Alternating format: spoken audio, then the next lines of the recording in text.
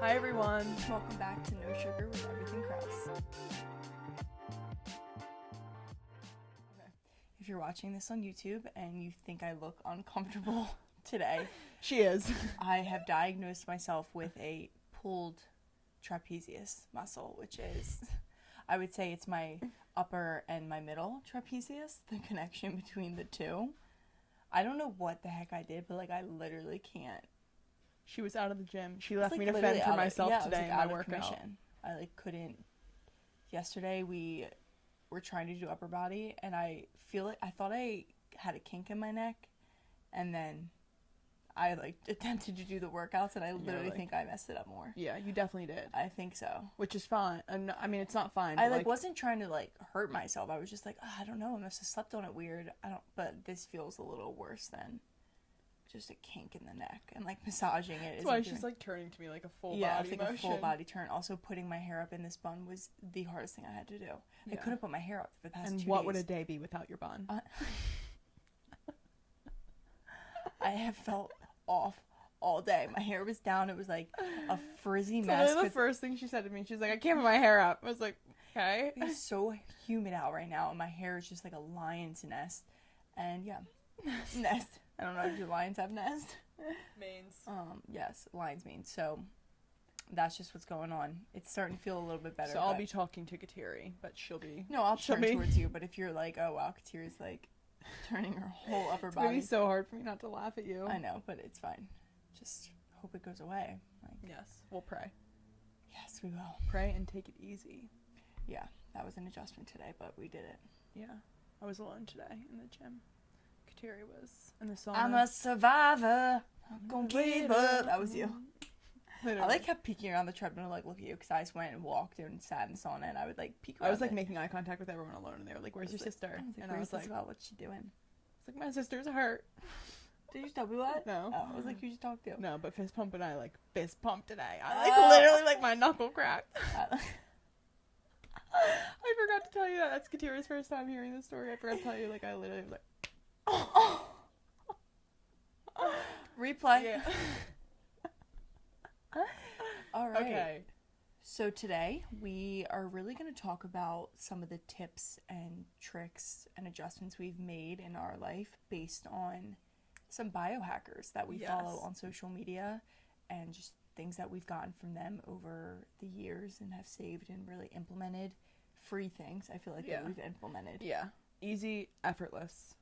Literally almost effortless things that you guys can add to your life. But I feel one thing that we never really express is we always express that we love health, but a lot of our love for health comes from biohackers. Mm-hmm.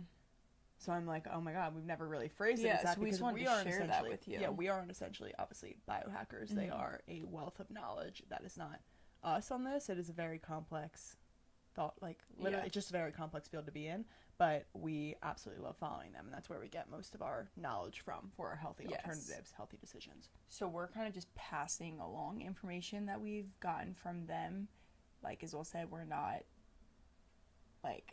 experts. We're not experts in this, but we definitely. I would call us.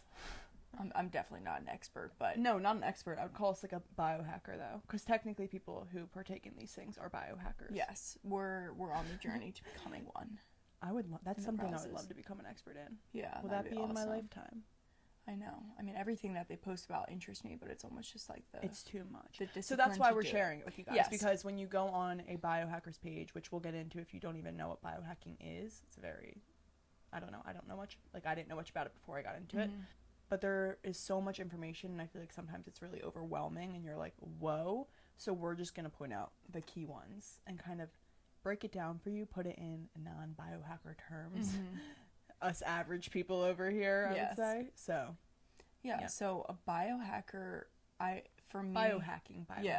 I look at them as just people who are literally trying to optimize every area of their life, to their highest potential. Yeah. To operate better with their body. Yeah, with their body, with their brain, everything. It's how can I make this better, this part better about myself, even if it's not damaged or nothing's wrong with it.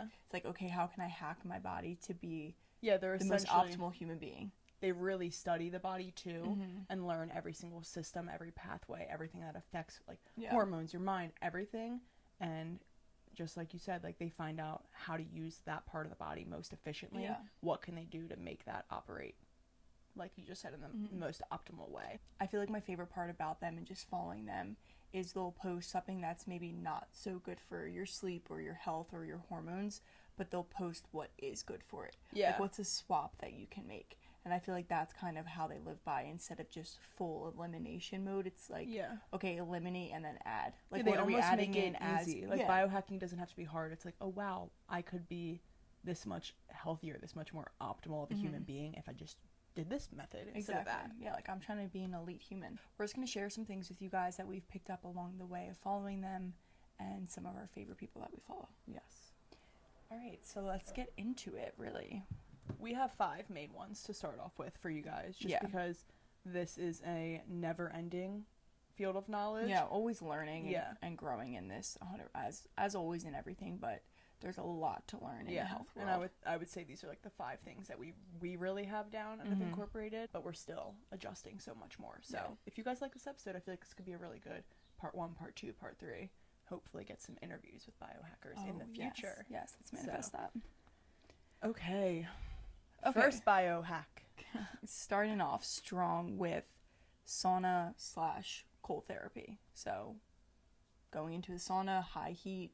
Yeah, let's talk about sauna first, then we'll get into cold therapy. So sauna, I feel like we've definitely recently been incorporating a lot more in our gym routine. Yeah, it's hard sometimes with timing, but I feel like now that we've really seen so many of the benefits like online, we're like, okay, we need to make sure we have at least it's becoming 10 to 15 priority. minutes to go into the sauna. Maybe not every day, like a couple days, whatever it is. So the benefits of a sauna. We also have our phones out because we want to portray these to you guys in the most accurate way. Yes. So we broke it down ourselves in our notes to talk to you guys about it. So let's start with the really obvious benefit of saunas is it helps the body detox. Yes. Not much there to notice other than you're sweating a lot. Yeah, you sweat like a pig. And it's just really good to get those toxins out of your body. Like, that's what sweat is. It's toxins leaving your body. So I just think if you do it, 3 to 4 times a week, it's a really good refresh for your body to clear its system. Yes. So 100%. Simple as that. That's like the most simplest form. And that's my favorite part of it. I feel like when I'm in there, sometimes I forget about all the other benefits, but I know that like today I couldn't do a full workout. So I went into the sauna and I sweat more than I would have if I was just doing another workout, like me personally. Yeah, exactly. So, and if you drink, you'll notice how much you sweat. Smell it. Yeah, and smell it. That's the craziest thing. Is like, wow, those are the toxins leaving my body. Yes. Another thing is that it boosts norepinephrine, which is basically just improves your focus and attention. So, especially I feel like in our day and age with social media being so present, TikTok, those 7-second reels, like our attention spans are dwindling day by day. 100%. Oh my god, I can't even watch a 2-hour movie. Exactly. So this is just a really easy way to kind of like counter that culture that we are in. And then another crazy stat about saunas, it says a sauna used 4 to 7 times per week can reduce the risk of death by cardiovascular disease by 50%, and it can reduce the risk of dementia by 66% and Alzheimer's by 65%, which is just like you hear so much about these diseases, like you especially when you get older. At least I do. Like in grandparents, and you worry, are my parents going to have any of these? Am I going to have it? Is it genetic? Is it not? And the fact that you can like decrease your chances of it just by going to sit in a sauna, like literally you just sit there. It's hard, obviously, because it's very hot, but it's like you're literally just sitting there and you can decrease all these terrible things that happen to people. I know, like why would you not want to do that? Yeah. If I could like have a less chance of having something with just by going into a sauna. Not even a workout, not even exerting energy. Exactly. It's like go do it. That's how I feel about it. Yes. Now switching to the opposite of a sauna, so cold therapy. So we've been adding in cold showers every night. So when people do cold therapy, they normally do like ice baths, but obviously those are like the biohackers, they have steel ice baths, or there's these new portable ones.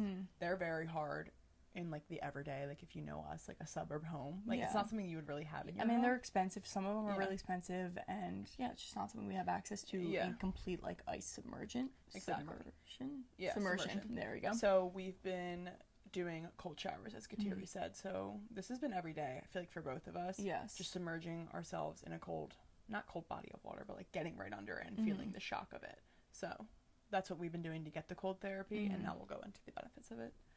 I always set us up. I know you do. Like, always. It's literally how my mind works. It's so funny. Okay, so there's multiple benefits to cold therapy. There's some, like, physical aspects of your body, and then, you know, like, more interior, more mind, benefits. So let me go into the physical. Literally setting you up. Okay, so your body expends energy trying to warm you up after a cold shower, and this results in an increase in calorie burn and metabolism. So brown fat is then stimulated in the body, which then works to burn the white fat, which is your unhealthy fat. So basically just activates your brown fat, which is what helps you lose all that extra chunk.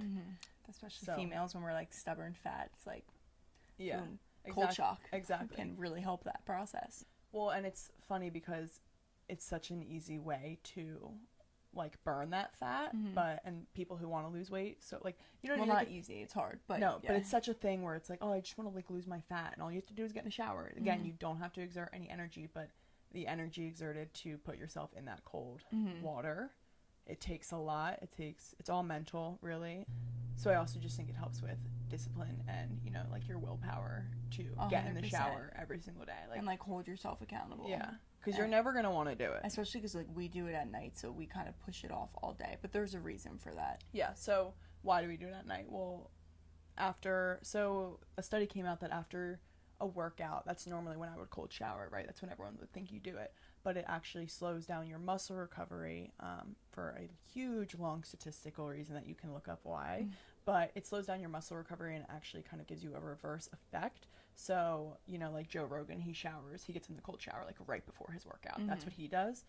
We are already waking up at 5:30, so to be honest, I'm not going to get in a cold shower then. I just can't see myself. We could do it. We could do it. That could be where we improve in our life. A boost of energy before the workout, too. Yeah. But we don't. So we take a warm shower after the gym to help with muscle recovery, and then after our afternoon walk, which we are normally sweating from. Yeah, like I need a shower before I get in bed anyway. Like if you listen to my interview with me, you know that I have to shower before I get in bed, and especially now with the summer heat. And honestly, I've been like craving it at night. I love it. Like when I'm like, oh, I think it's because we've been doing it for over 2 weeks now, and it does help with like improve your sleep. So when we do it at night, I feel like that's such like a benefit for us to do it in those hours. And when I'm in there, I'm like, oh, I don't want to do this. And then as soon as I like get used to the cold, but I'm just kind of like breathing through it, I'm like, this which is like great. The technique to doing it. Like you just have to breathe. Yeah, like you really have to focus on your breath. Like send your attention to your breath. So the takeaway from that is definitely don't do it after a workout. Yes. Just note that. Okay, but other than physical.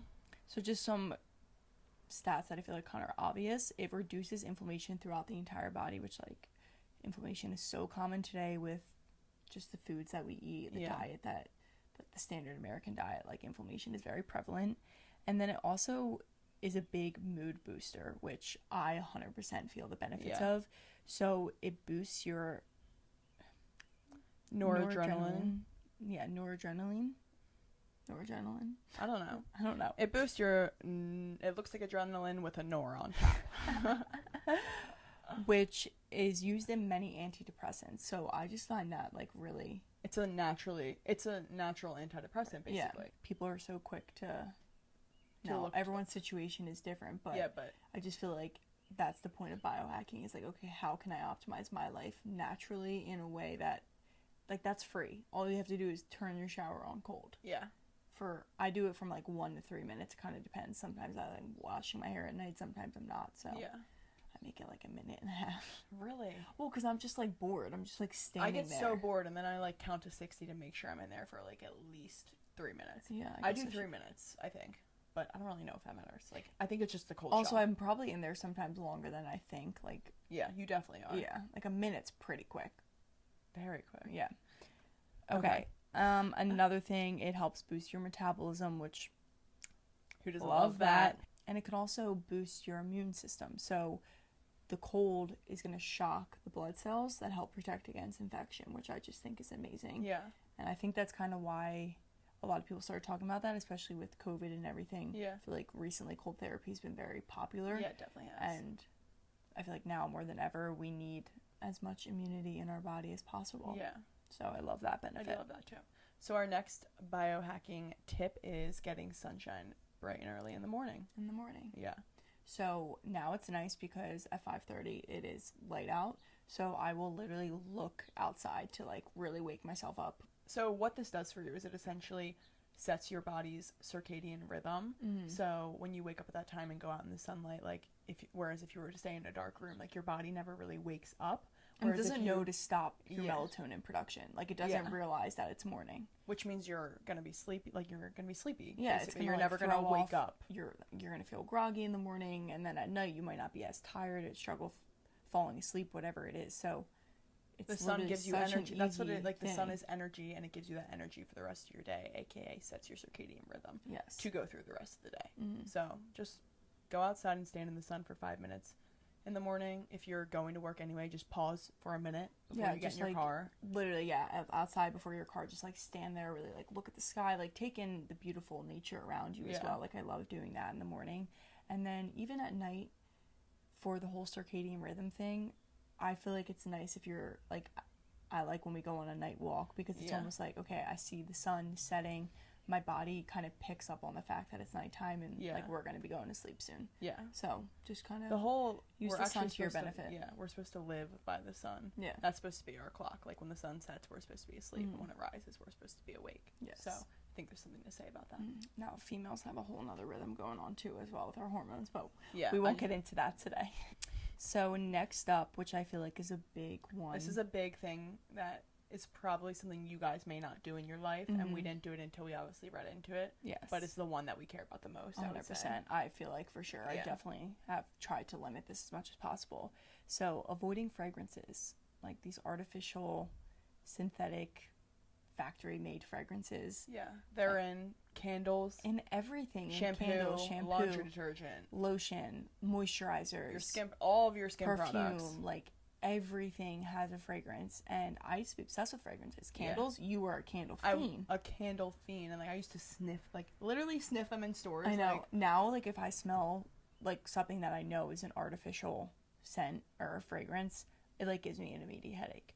So fragrances are it's just and it's just what a no-no. are fragrances? They're literally just chemicals. Yeah. That's it. So Something nothing- pumped in a product so that it smells nice. yeah, Which so is nothing good, and It's really crazy. they can really they seep directly into our skin because obviously our skin is our biggest organ. So anything that you put on your skin or the smells that you take in or the pillowcase that you put your head down on at night, it goes directly into your skin and seeps into your bloodstream, bringing all of those chemicals into your body, creating a toxic environment. Yeah. Like, whoa. And I feel like All people, from a shampoo. I know, like or laundry detergent or anything. It's like, oh, but I want my laundry to smell nice, and it's like it's literally doing so much harm to your body. Yeah. And fragrances for females, I really care about this, are big endocrine disruptors. So they totally throw off the production of our hormones. They might decrease them or increase them, so kind of send them one way or another, and just throw off our body's natural production of these hormones, like the hormones in our body. So our body doesn't really know what's going on. So when people go to the dermatologist, they go to the gynecologist or something, and the doctor in general, and they have PCOS or fertility problems or just even acne issues. like not normal cycle, like yeah. they can't menstruate right, whatever it is, like acne. Look at what the products that you're using. Like, Yeah. are you putting perfume on your skin every morning before work? Are you putting body lotion on that is literally 95% fragrance? It's like you have to look at that stuff, and it's just crazy the world that we live in. How many products have these fake fragrances? Like my clean kale spinach cleanser from Youth to the People. Mom just got it for me for my birthday. Without reading, because we like Without didn't reading, because think. like I was always like, oh, it's so clean, and I literally refused to use it. I'm returning it because it has a fragrance in it, and I've cut out fragrances from and my like, life. what and are I'm you like, gonna wash your face with that? like talk about like, oh, I'm like bitching about acne. And like, well, I'm putting fragrances directly onto my face. Yeah. Like, what am I doing? So that's a really big one that I feel like we've definitely cut out. And I feel like some of the swaps that we've made, I think that like laundry detergent. We've swapped. Our mom made like a homemade laundry detergent with baking soda and all these ingredients, has essential oils in it. Yeah. Other things. I don't use perfume. No. At all anymore. And I don't either. I'm very picky about the deodorant that I use.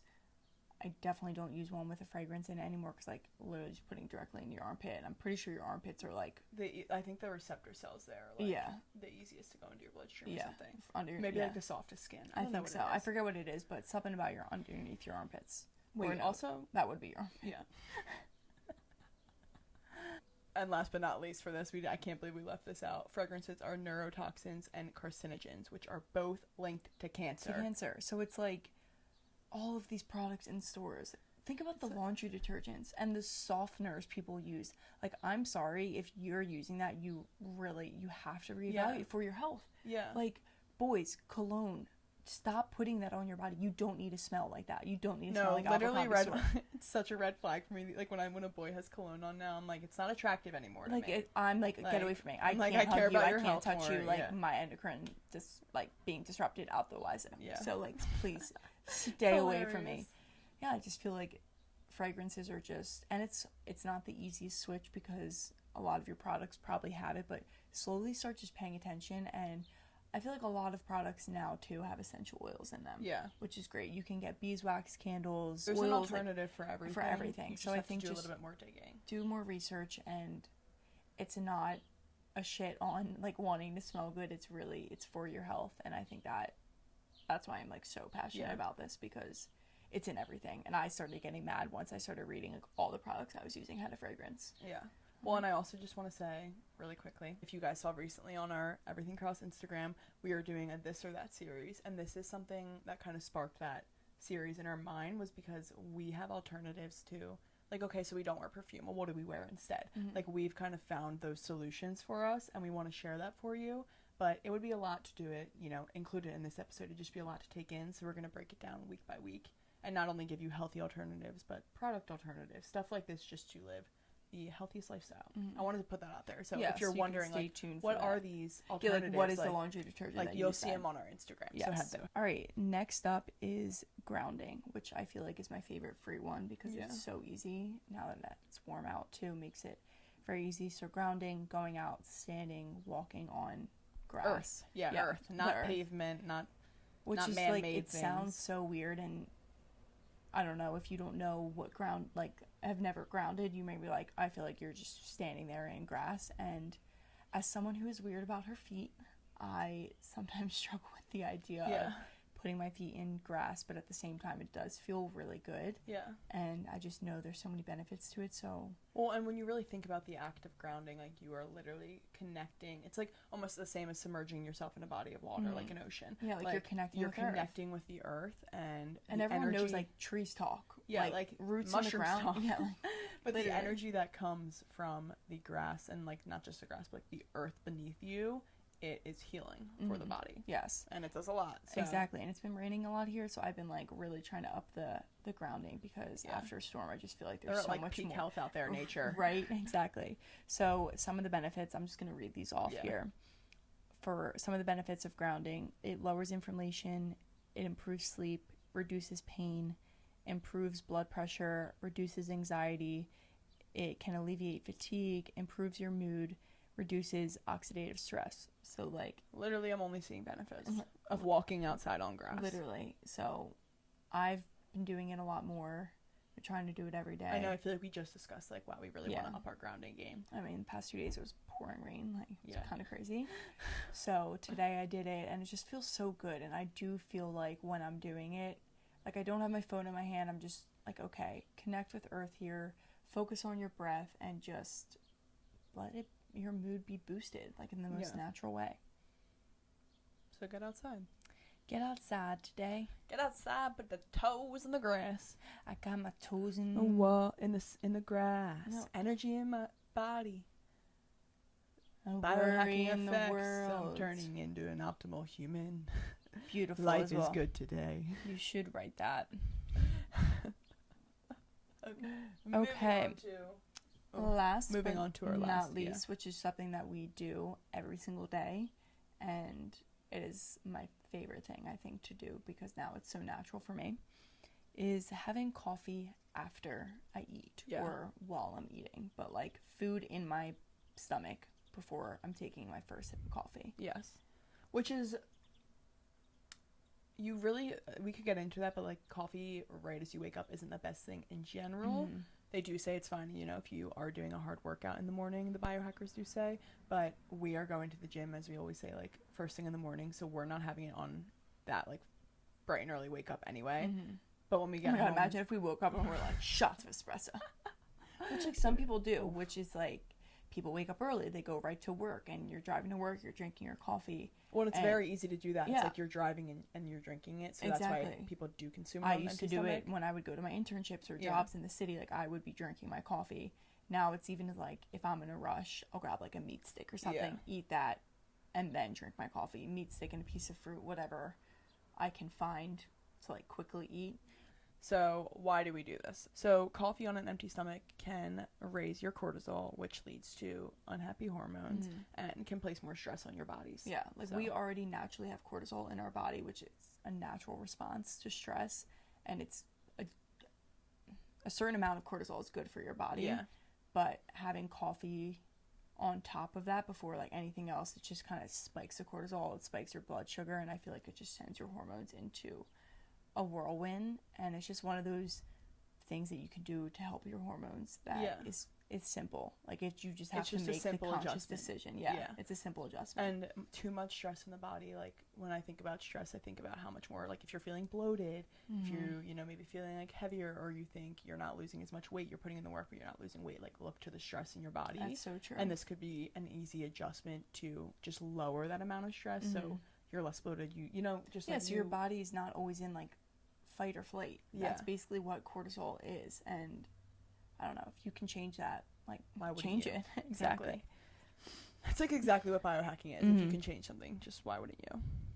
Okay, and then another thing, our stomach contains hydrochloric acid, which is needed to digest our food. Coffee kickstarts the hydrochloric acid production into overdrive, essentially. So if there's no food in the stomach, it's just kind of overworking the hydrochloric acid. When this is done often enough, the body loses interest in producing hydrochloric acid on its own. So because it's not metabolizing anything there, so it's like, wait, I'm going to stop using all this hydrochloric acid. Exactly, and that's what helps you digest food. Like you want that in your stomach, you want that in your body, and just to think that drinking coffee on an empty stomach could potentially, over time, take that away from you, and you wonder why I'm always so bloated, or I'm gassy, I can't go to the bathroom. Yeah. All these things that have to do with digestion, like that could potentially be causing it. So just all these things are just things to like take note of and take a look into your life and how can you adjust. Yeah, I think recognizing from all of these is that the common theme I see, at least, is that our body is unbelievably complex and our systems work in very unique but certain intentional ways, and if we don't pay attention to why our body acts a certain way and feed it and prosper it, like to align with that, it's gonna give us negative results. So a lot of the time it's not, I hate to keep bringing it back to weight, but a lot of the time it's like, it's not just working out that makes you skinny. It's a lot of other things happening in your body that can lead to, you know, you being heavier, you gaining weight, and it's not even just like the effort. Like you may be working out every day but still gaining weight. Like look to your body, look to the interior of your body. Like what's the root cause? And I feel like that's what biohacking is all about. Yeah, 100%. And I think people are waking up more to the fact that we can't just go to the doctors and get diagnosed all the time and like handed a prescription. Yeah, it's like, which is ultimately messing up your body even more. 100%. Like it totally throws your hormones. It's like look at the root cause. Okay, what's potentially causing more stress in my life? What's potentially causing my digestion to be messed up, my gut to be messed up, my hormones to be unbalanced? Like what is causing all of these things? And not all of these biohacking tips are going to give you answers, but they can give you solutions to things without you even having to like dig that deep. Yeah, and if you wanted to even dig deeper on some of these, you could, and probably find even more solutions. Exactly. But and this is just like the surface level of things. Obviously, there is a wealth of information on the internet from these biohackers, from just very knowledgeable people, and I think our goal is to just keep learning more and adding more into our lives and removing things like fragrances, for example. Like, what can we remove that we don't even realize is toxic? So exactly, it's all just things that we hope that you can add in as well, and we want to share because people ask us what we're doing, and we don't want to gatekeep information. Like, this is what we're doing, and we find it very helpful. Yeah, we're noticing the results, I feel like, too. And if this is something that you're interested in just from this episode and you want to get into it, our favorite biohackers, and I think the most digestible content, I love the way they present their content on Instagram, is Ben Greenfield. He's my favorite. He's like the king biohacker. He's the king biohacker. I literally love everything that man does. Kayla Barnes, which just posts like, it's a lot of information, but it's easy to understand. Each post, like when you go to her Instagram page, it's all just words on screens. On the screen, but really put in such simple terms of that you're like, oh, I can do that. If you're doing this, do this instead. And then lastly, his name on Instagram is Tim Biohacker, which just has great reels kind of explaining like, oh, if you drink coffee like this, do this too, but it's just in reel format, which I like because he's like explaining it through you. So explaining it to you in words, so I can almost learn a little better too. Sometimes just like reading the Instagram, I don't process it as easily. You're right. But so those are just our favorites. There are a million biohackers out there, but those are the 3 that really resonate with me, and I think kind of have mastered the art of it because it is an art. Yeah, like they're the type of people I've favorited on Instagram. Yeah, and I go to first. Exactly. That's what we're talking about. So we hope you enjoyed or really learned something from this episode. You know, it was kind of hard to get, I think, the benefits across from it because the best way to learn it is from the biohackers, but like we're not going to look up on the internet and just read every single thing about it because that would be hard, and it's not all we're not experts in it. We're not going to act like it, but these are the things that I think we have taken away from it because these are the effects that we're seeing in our life. So that's what we presented to you guys, but we really hope that you enjoyed hearing it. This is a big part of our life, I would say, and we just wanted to share it with you guys. So let us know if you add any of these things in, how you feel, or just other tips and tricks you see online. Feel free to DM them to us because I love learning new things every day. I love hacking my body. Yes. Hack my body. Please fix my trapezius. Biohacking is definitely something that we're incorporating in our day-to-day life and only trying to learn more on. So we wanted to share it with you guys, and also because it is something that can better you guys as well, which is the entire point of this podcast. So I hope you guys take something away from it and are more interested in it and further your knowledge. And you know what I'm going to say, like, follow, subscribe, comment, interact with us. All the good stuff. Favorite our page, maybe. Whatever you'd like to do. And happy 4th of July. Yeah. It's not 4th of July recording this, but it will be when it drops. America! Oh, say can you see? We should save their ears and not insult the song. Or do we sing it for them? Have a great week, everyone.